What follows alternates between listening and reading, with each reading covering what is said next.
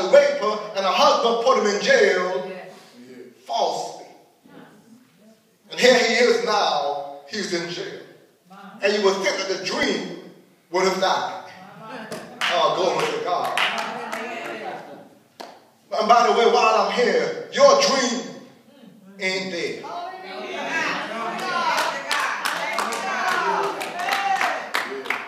Now, I know ain't is not a word, but y'all understood the dream is not dead.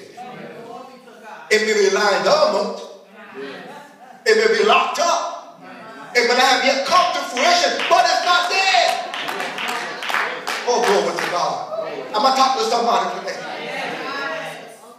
The same thought, the same picture, the same vision, the same idea that God has given you 10, 15, 20 years ago is still going to come to pass, but you got to believe that thing. And so here's Joseph in prison, and while he's in there, the baker and the butler gets arrested, and they have a dream that they can't interpret. He interprets the dream comes to pass, and the butler said to him, I'm going to remember you when I'm back serving, or the cupbearer rather, serving Pharaoh.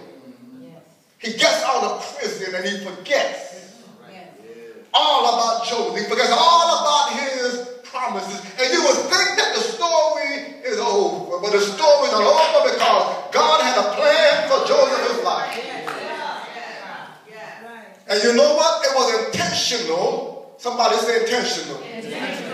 That the butler forgot Joseph. Because it wasn't time for Joseph to come out on the scene. If the butler had remembered Joseph, he would have released him, but he would have still been a slave. You see, there's some things that have to occur before your dream can come to fruition. They had to wait 2 more years when Pharaoh had a dream. And when he saw the lean years and he saw the years of plenty. And it was then that the butler remembered Joseph. Oh, glory to God. And when he brought him out, it was time. And y'all know the rest of the story, or think you do. He brought him out there. He interpreted the dream. He promotes Joseph. And sure enough, his brothers and his fathers had to bow down to him. And he said to his brothers, he said, you meant it for evil. But God meant it for good to save many lives. High five your neighbor and say, neighbor. Despite what it looks like, God has a plan and a purpose for your life. And sometimes it looks bleak. Sometimes it looks dark. Sometimes it looks impossible. But it's not over until God has the final song. Brother Wyman was right when he said, God has spoken. Let the church say, Amen. Amen. This brings me to our text, where Israel is now in Babylon, some 500 miles from the holy city, Jerusalem. She's in discouragement. She's depressed. All hope of ever returning back home has been lost. Have you ever been there in your life where you're in a place of despair? And when you're feeling that God has forgotten you, when you're feeling you'll never get to where you think God was taking you, you feel like you might have been thrown in the towel, it's all over. Anybody there today? Oh, glory to God. If that's you, then this word is for you. Because all of a sudden, when Israel found herself down in that predicament, false prophets stepped up and started prophesying, telling Israel to pack their bags, to get ready to go back to Jerusalem. But God had said not so. And so Jeremiah is still in Jerusalem with the remnant that was left back. And when he got word of what the false prophet prophesied, he sent a word to the king, and he said to the children of Israel way in Babylon, he said, look here. Don't let them deceive you. He said, you're going to have to stay in Babylon for a while. This thing is not over yet. He said, but in the midst of everything you're going through, he said, don't be discouraged. He said, I want you to plant vineyards and reap the harvest. I want you to build houses and live in them. I want you to have your sons provide for their daughters to marry and provide husbands for your daughter. Glory to God. And I want you to pray for the peace of the city. Yeah. Because when the city that you live in is blessed, then you will be blessed. And he said, don't worry about returning back home to Jerusalem yet.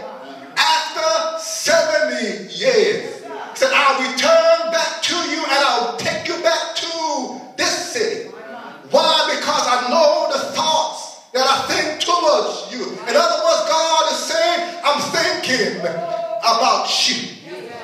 I see what you're going through. And I know you're thinking that it's over. But it's not over because I know the thoughts that I had towards you. God's thoughts for us are never evil. God's thoughts for us are always good. Now sometimes you may have to experience the good, bad, the ugly, and the indifferent before God's plan for your life can come to pass. But hang on in there. I know the thoughts. Somebody say he knows the thoughts. He's thinking about you. The God that made the heavens and the earth. Have you on his mind? He hadn't forgotten about you. You're not by yourself. You're not all alone. You're not down in the dump singing the blues. But God has you on his mind.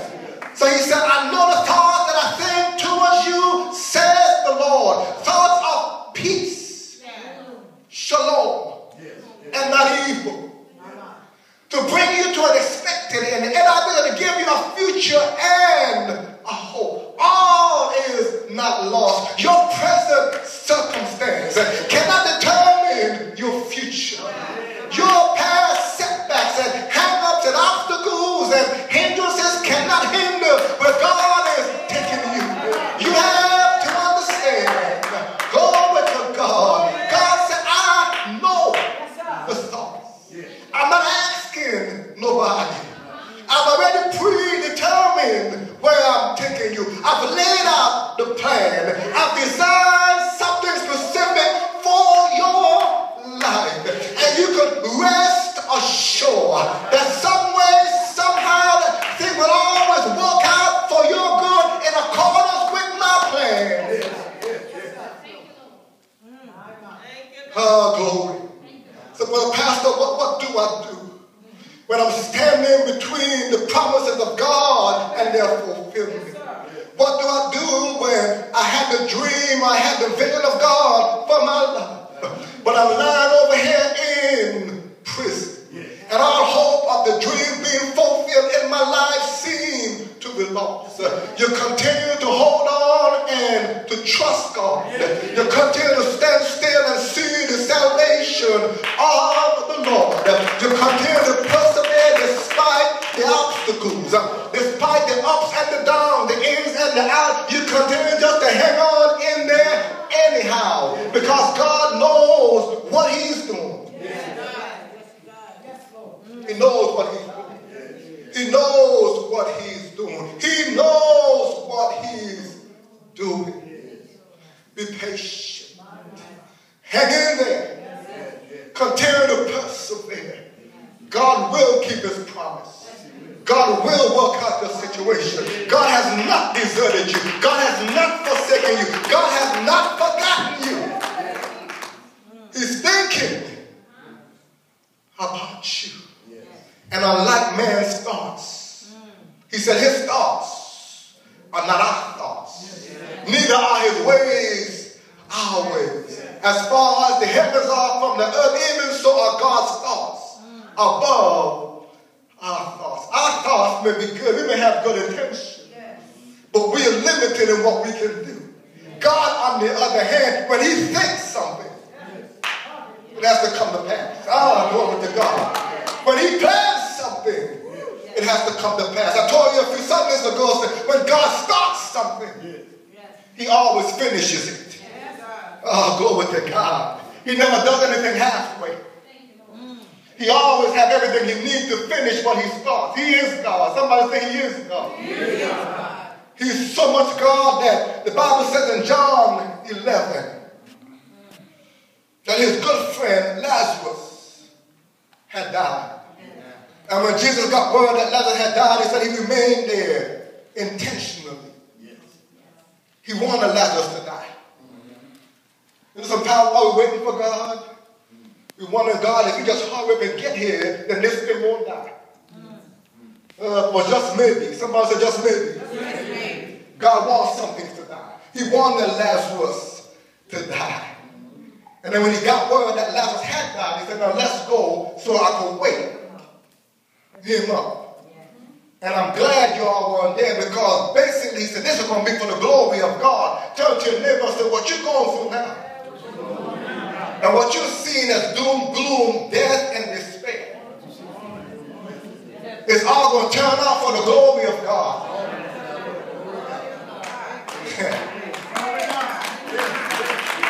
I'm almost finished. Jesus showed up 4 days later. Lazarus is already buried. Hallelujah. When Martha first heard it, that she fussed him and she said, Lord, if you had been here, my brother would not have died. He said, your brother going to live again.